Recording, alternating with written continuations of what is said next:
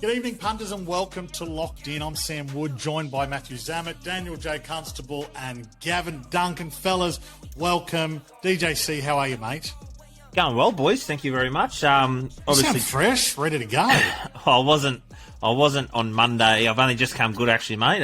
From the last episode, drinking so much. Yeah, there's a fair bit of grog in that last episode. Treated my body like a full-on amusement park over the weekend, boys, and I earned it. I deserved it. Yeah. And I'm happy I did it. Good. No regrets. Unapologetic. Even as you're talking, I can hear bottle caps ringing in your body. Zammit, how are you, mate? We're just talking about you're up here in Gold Coast, God's country, and you would like to take this moment to announce to everyone that you're leaving Sydney. Oh, yeah, no, I had a very good freshen up, actually, on the Goldie. It's like, when the horses winter in Queensland and have a good spell up there before the spring. Yeah, that was me. That was our family. We had a great time, mate. I can understand why you're up there, but I'm not leaving Sydney yet. You look good. Last time we had you on, I thought you looked a bit tired. You thought I looked old, so freshen up, yeah. I'm still sore from that, actually. I haven't forgotten. I don't know how that just came out of my mouth. It was rude. I listened back to it that week. I'm like, how are we mates? But look, you look good after your Queensland freshen up. Get a Botox later, and I've bounced back. Oh, yeah. Hey.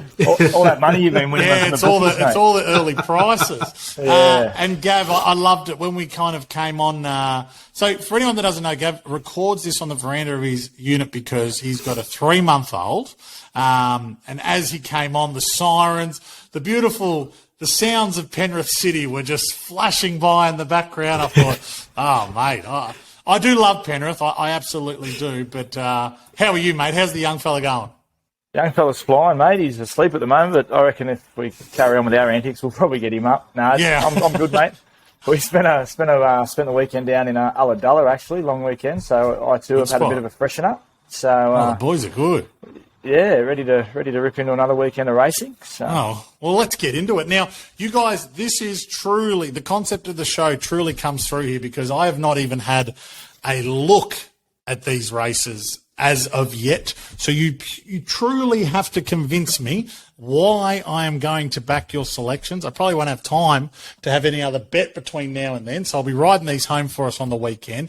We are going to start with the 2 Group 1s in Sydney. We're going to go to the JRA Plate at your request, fellas, because it's a much better race to kind of pull apart and see the different opinions and angles there. And then we're going to go to the brand new race over in the WA. It's the Quokka. DJC, I'm very interested to see how you've been looking at this one because I know you've been tearing them apart over there. So we will start with race 7 at Randwick, over 1,600 metres, the Group 1 Champagne Stakes. Militarise is our current favourite at $2.60. It is Wednesday night.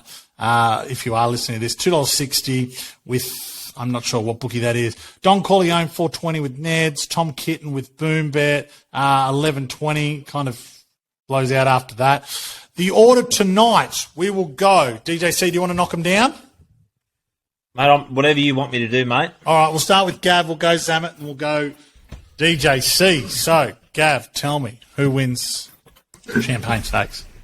Rightio. I think the market's got this one pretty spot on, to be honest. I wanted to be with Don Corleone because I've been a fan since the beginning and I've been waiting for him to get out over a trip like this. But the way Militarise gave him a spanking and the size produce over 1,400 was too impressive to ignore.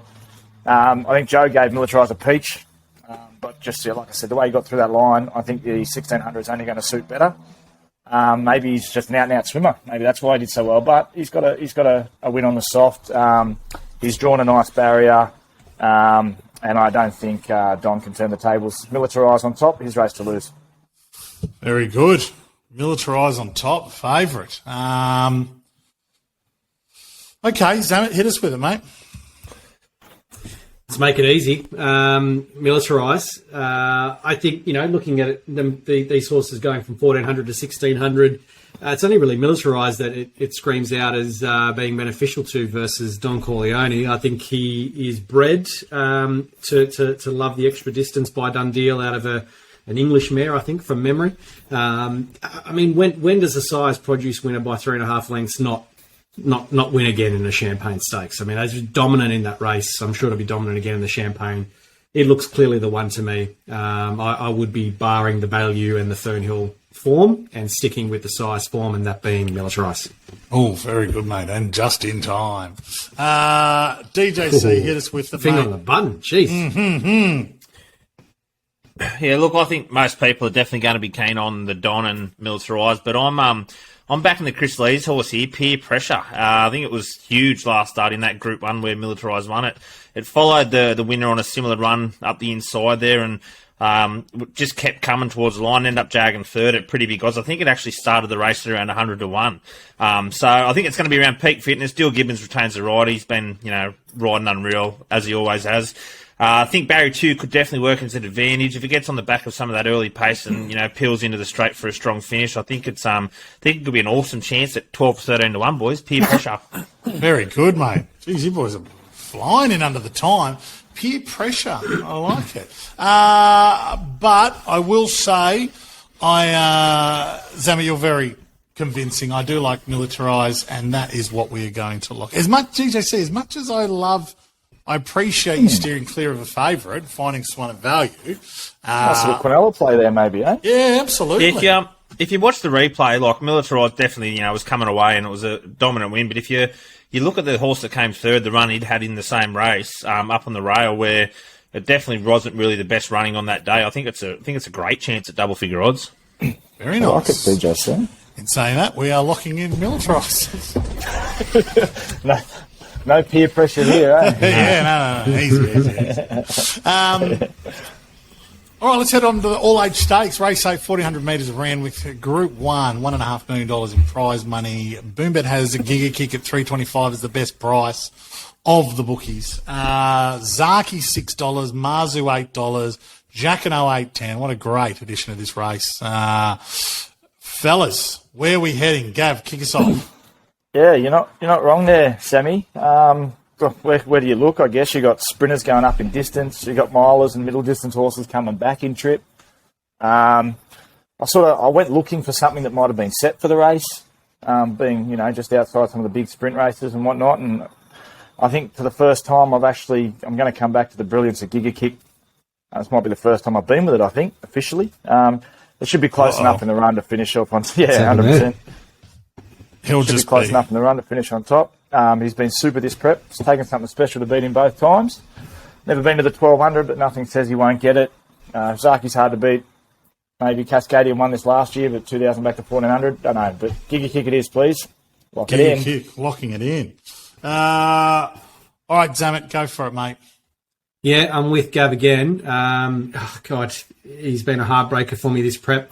But what I will say is, I think, Gav, you make some good points there about horses coming into this race from all sorts of distances, stepping up, stepping back, who's been set for it, who hasn't. The one thing that's in this horse's favour is he's only third up, and he's coming in off 4 weeks between runs there into that last race, stuck on a heavy 9. I think he's still got a touch of improvement to come, and he's going to be one there that's going to have plenty of juice in the tank for this to put in a big Group 1 effort, and I'm happy to go around with him again.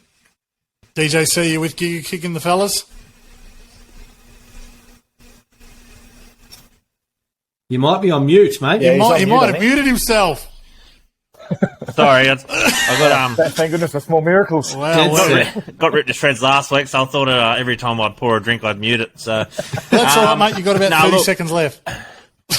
I am with Giga Kick. Obviously, love me Cascadian, but I just can't go past Giga here. It was unreal first up behind Eduardo on passive aggressive, and then was even better last up than TJ Smith, where it looked like it was going to win, if not for an absolute beast of a ride from I Wish I Win. Third up, it's unbeaten. Does get out to a distance it hasn't tackled before, but its first 2 runs indicate, as Gav said, that distance shouldn't be a concern. We also get the Everest-winning jockey Willow back on board. It'll sit nicely, launch late, gobble them up. Gobble them up. I love it. Kick. Well, obviously, we'll guess we're locking Giga Kick. That's an easy one for me. If it wins, I'll claim it. Yeah, you can have it. I've got the lock next to your name, so that'll work.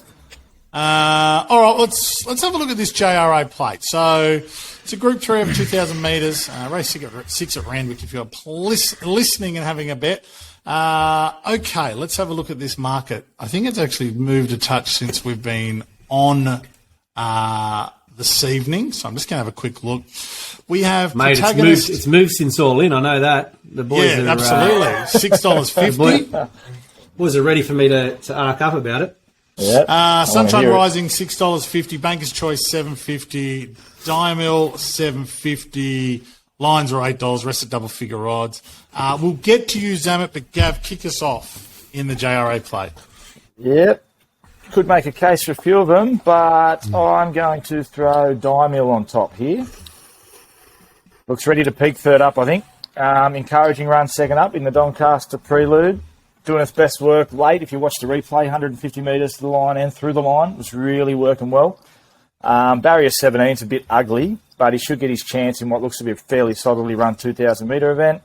He's 1-on-1 track and trip, which was in the Summer Cup late last year. And when O'Shea puts J-Mac on, he tends to mean business. And it's a bit of a lead that might be his best chance in this race. So Diamil on top for me. All right, Zammit, knock him down. Yeah, look, it's a G-up protagonist in this race. Wasn't in the noms. Some sort of a random excuse given about internationals and not having access to some system around noms. God knows what any of that means. All I know is I had a bet in an all-in market that didn't include the final field favourite, which is outstanding work. Outstanding work. Be that as it may, Banker's Choice is on top for me.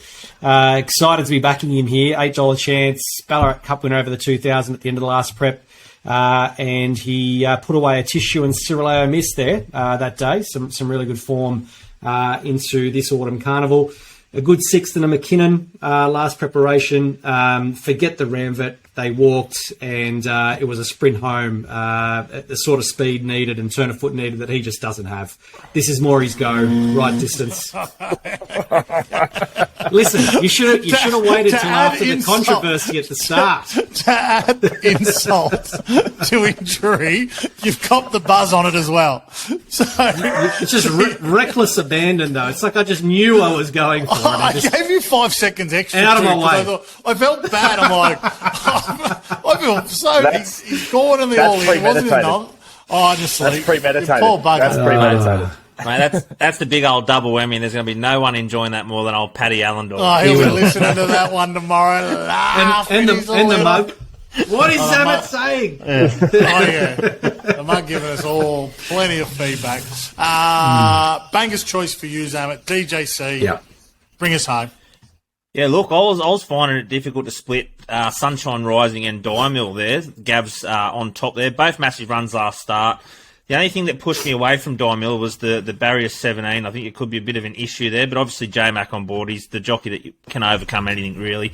But yeah, as I said, mate, it pushed towards Sunshine Rising, who last start, in my opinion, looked like it was in a great position to win that race before Big Zayrek flew down the outside with that perfectly timed big run.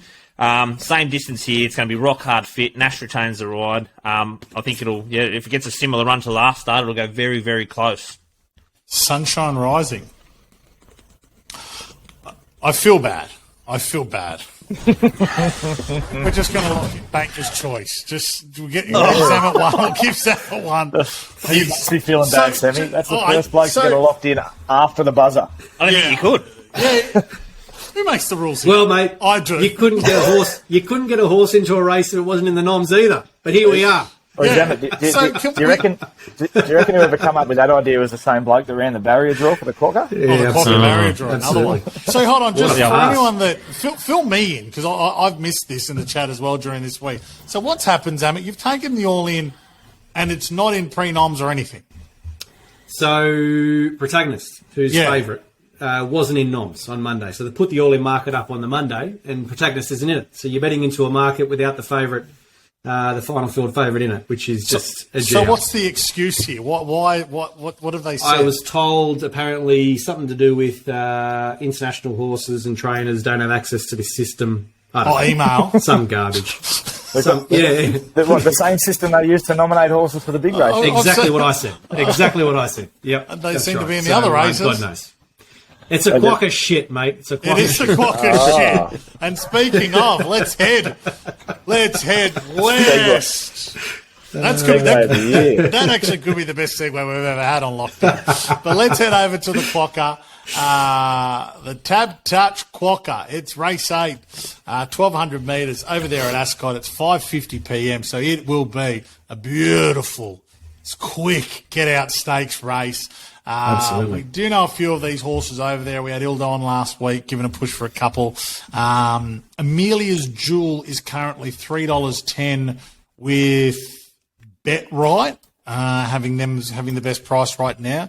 Bella Nipotina, $4.80 with Bet Right. Uncommon James, $6.50 with Sports Bet. Asfura, $11. The rest are double figure odds. Let's have a look at Hildo's. Bjorn's got Overpass at 14s. And Shades of Rose, race line 27 to 1. Gav, give us your tip in the Quokka. Righto, mate. Will do. I'll start straight away. Bella Nipotina for me. I think Alenda's Jewel could be a freak, obviously, but that wide barrier, I don't like it. So, look, Bella Nipotina was locked in early. I think one of the first to get her spot in this race. So the camp's sort of been targeting this race ever since that happened. She done what she did in Melbourne, but first up, she was super. She split Coolangatta, and I Wish I Win. Look how good that form looks. And then it took the gun Imperatrice to run her down to William Reid. She gets barrier 5, put her in a midfield stalking position, and there's been a bit of rain about over there, and it's likely to rain even more on Thursday, which could be why the money's come for her. Likely to get the soft. She's a slingshot horse, and that sharp turn at Ascot, she's going to love it. It'll give her Moonee Valley vibes. In she goes. Bella Nipotina, please. Well done. 1 second to go, too. Oh. I was getting the missus to time him pre-show. How quick was that one? Oh, good. Good. Come here, leave the kid. I need you to time this. Yeah, he's leave fine in there. Leave him in there. He's fine. All right, Zammit, who are you backing in the Quokka? Mate, Gabby's on fire tonight. Absolutely loving his work and loving that he gave me the heads up to a bit of rain about there at Ascot. I think that's the key. Soft 5, I just saw a bit more rain in the forecast, as Gab said. That's all we really need. Bella Nipotina. She's going to be incredibly hard to beat. Second, an excellent second there, and a very high rating. William Reid behind Imperatrice, who's been good to us. That form is very strong. She is the one for me in the Quokka.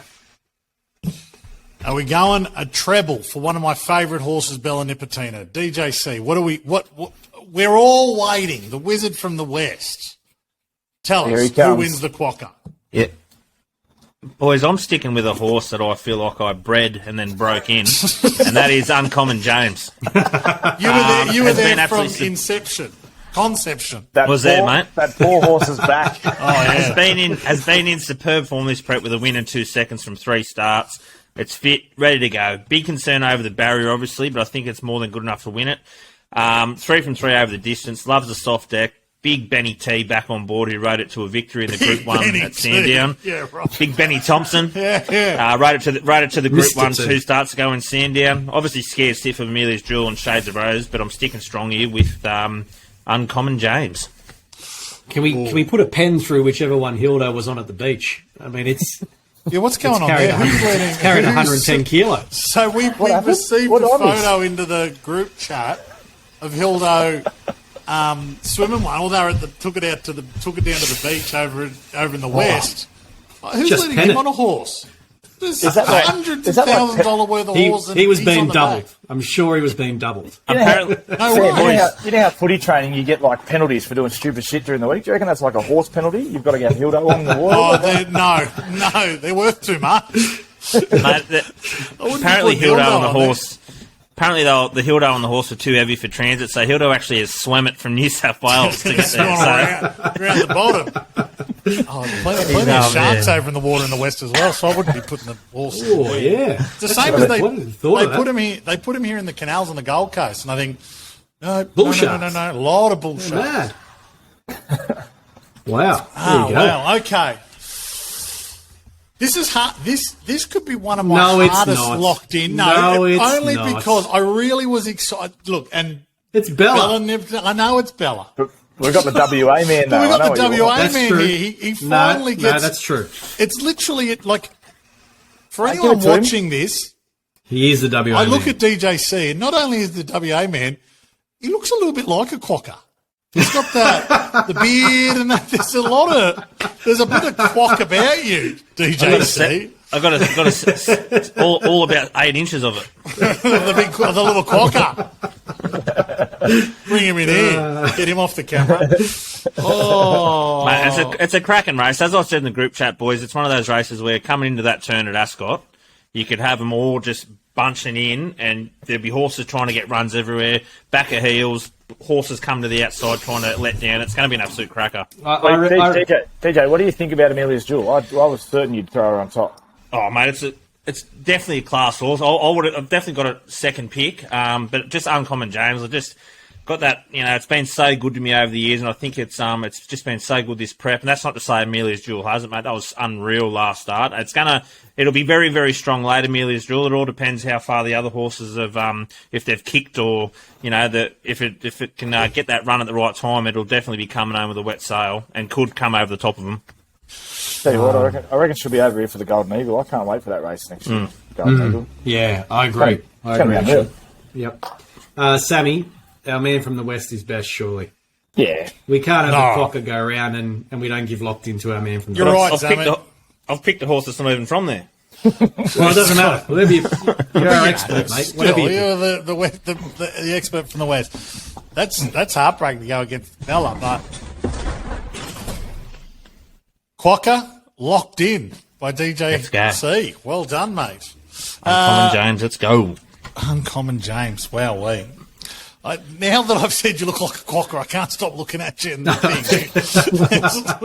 if you're listening to this, jump on YouTube. It's just he's even got a bit of greenery in his screen up here, like he's what's going on? Oh, there he is. That is fantastic. Another prop. So, gentlemen, thank you so much. Punters, thank you so much. Continue to download this podcast and share them and follow them and watch them on the socials because the numbers are absolutely flying at the moment. So, Gav, Zammit, Quokka, I appreciate you all. Good luck this weekend, punters.